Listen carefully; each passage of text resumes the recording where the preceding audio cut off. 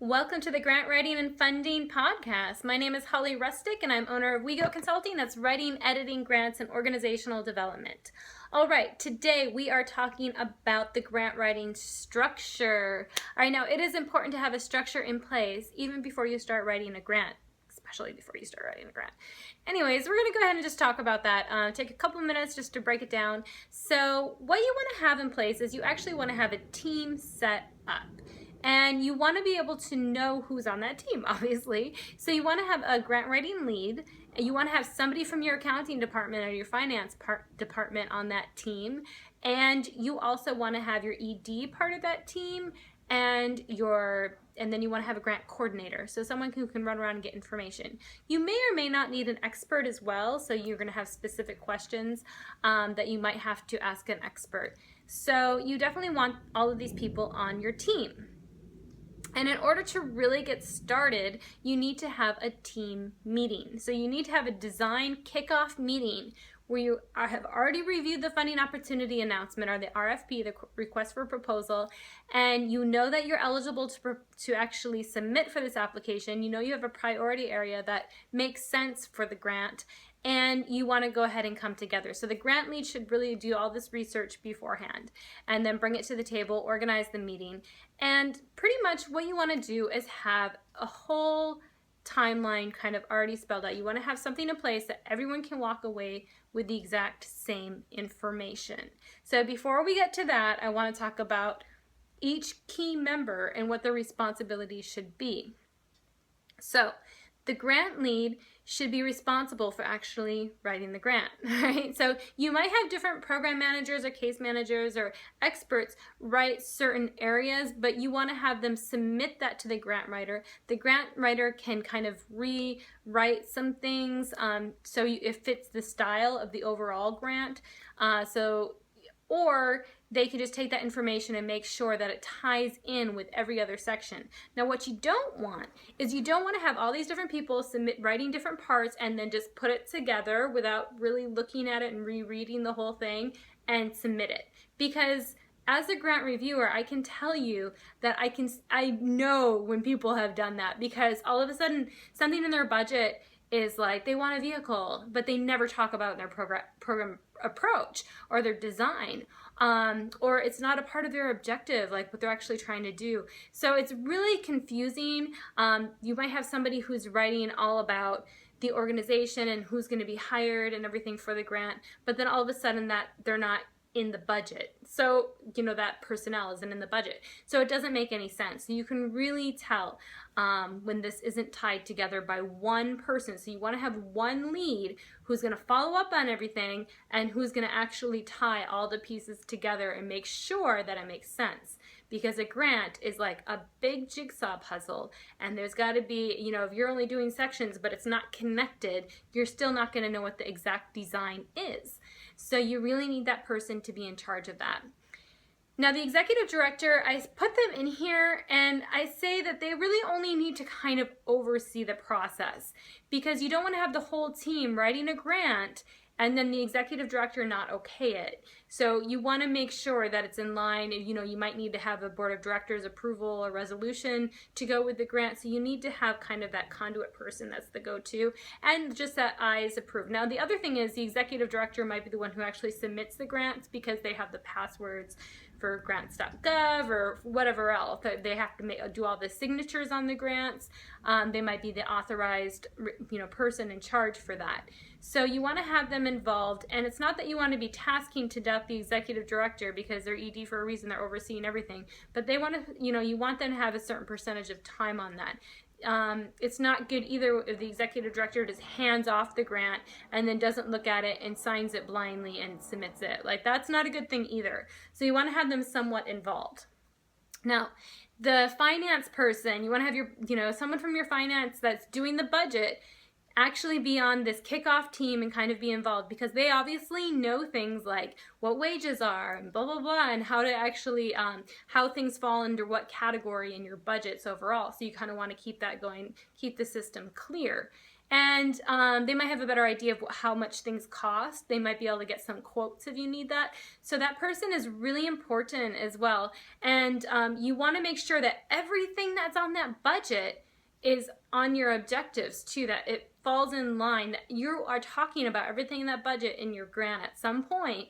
So the grant reviewer doesn't get down to your grant budget after they've looked at everything else, say that looks great, let's see where is the funding, how are they actually going to implement it with the funding, and if they don't find the funding there, they're going to deduct points because it's not going to make sense. There's not going to, it's not going to be achievable maybe because there's not funding for it. So you really want to make sure everything makes sense. Now, at the same time, you need to tell your budget person if there's required or mandatory travel to trainings or conferences in the grant, and other things that might be required in the grant that you need to put into the budget. So you guys are going to have to go back and forth. So you really have to understand both there. And then the grant coordinator, now that would be the person that maybe they're getting the letters of support or the memorandums of understanding with other organizations. They're going out there, or they can be the go-to person to follow up with all the experts or the case managers with the certain specialized information that you need to have for the grant. They could be kind of that go-to person. So you could task them with things as a grant lead to help you out with. That would be a great support. Now that's the ideal grant team. Of course, you can have more people if you want than that. Make sure everyone has a task though. So going back into that timeline, when you have your kickoff meeting, you need to make sure everybody knows their responsibilities for that lead. And how you can really break that down clearly is to have a timeline. And you can go on to wegogrants.com/grantwriter bonus to get some templates to kind of go with these letters of support, these timelines, and all of this kind of great stuff. I've got some free templates for you, so please check it out. But you can go ahead and make sure you go ahead and formulate your objectives in this kickoff meeting. Make sure that everyone's very clear, and we'll go into objectives in a later podcast, but make sure everyone's very clear on what the objectives are for the actual grant, what the funding is. Go ahead and hash out the budget, at least make it a rough draft right away, and then have a whole timeline of, okay, I need to get the budget information finalized by this date. Who's going to do that? So in this timeline, you want to have the activity. So first you want to write out the objective, and then you want to have the activity, the person responsible for each activity, and what the start and end date is for that certain task or activity. So you really want to make sure that these things are all going to get done and you have a timeline for it. So if you need any resolutions, if you need anything from your board, go ahead and have that as one of your first activities. Another first activity that you could have is if you're submitting a federal grant, make sure your SAM number is up to date, okay? Make sure you have your DUNS, your EIN, and your SAM. I'm not going to go into detail on this one to talk about all those, but you can definitely check that out at a later podcast. And just make sure you have all your numbers already straightened out, because those are the things that can really slow you down even when you have your grant done. If you don't have your SAM number updated, I've seen this happen. I've been a personal witness, and it's absolutely maddening because it's this number that just needs to be updated, and it takes time. And if it's expired, I mean, it can take days before you can get back online. So you don't want to be at that climatic, freak out mode and then not being able to submit your grant that you've worked so hard to create because of an expired number. So get those in place, make those a part of your activities. And the other thing that you can really look at is you can go ahead and look at if you need to set out your letters of support at that time, your memorandums of understanding. Now, those things can take time because you're waiting for other people to get back to you, right? So you need to make a deadline for those people you're submitting, or you're asking for letters of support and that sort of thing too, to say, okay, I need it by this date. And don't make it by the date of your actual deadline for your grant. Make sure it's a couple of weeks before, because let me tell you, probably about good 30% of those people are going to be like, oh, I totally forgot when your first timeline for them comes up. So you need to have some buffer there because you're going to ask again. Without being annoying, you can do another follow-up. Hey, I didn't get this yet. Is there any way you can please submit this because our grant deadline is coming up? And you can reach out to them in that way. So you make sure you have all those letters. So that's one thing that can take a lot of time. So please do that as one of your first things when you go ahead at your kickoff meeting and you identify some of those potential partners for the grant. Now, if you need matching funds, you need to get those first. Figure out, is it going to come from a lease that you have? Is it going to come from volunteers? If so, you need letters of support. You need to break it down and figure out that non-federal match in that kickoff meeting and get all the things going, all the wheels turning that you're going to need to do, and who's responsible to do it, and when the deadline is to get those letters of support and to get, or those MOUs, any documentation. If you need to do surveys, if you need to get more information on your needs, go ahead and delegate somebody and give them, once again, a deadline. Give them that, this is the timeline up for all your tasks. Other things that you need to do, just set up a general, this is our first rough draft due. This is the person who's going to review it. They need to get it back to the grant lead by this date, so then they can go ahead and review everything again, submit your final draft for review. So just spelling out all those things in your timeline, and then everybody walks away with a copy of it. And then that way you're spending a few hours sorting this out, maybe 2 hours, 3 hours probably max, of really sorting this out with this, a few people and all their different, your responsibilities and what you need to do, coming up with a budget. I mean, you can hash out a grant pretty quickly when you have these main people that have the knowledge and that can come together and kind of sort it out. And if you have a timeline and if you have, all these activities listed, once you get your objective, it goes pretty quickly. I will say that if you don't take the time to have this kickoff meeting, you're gonna be running in circles.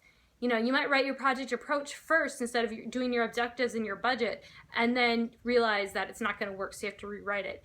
You don't know who's gonna do what. You're gonna ask people for certain things, but because they were never tasked, okay? Another reason to have the executive director at that meeting, then they're not gonna make it a priority of getting the information back to you. So you really need to have this kickoff meeting, and it's going to take a few hours. Yes, it may, but it's going to save you. It could save you just hundreds of hours of pulling your hair out. So please do this, get it all together. And you don't even maybe have to meet in person again. You could say, okay, in 1 week, we're going to do a review via email, or we can easily come together for 30 minutes just to see where everyone's at. You could do things like that. You could do it if people are remote. You could do it just a conference call real quick.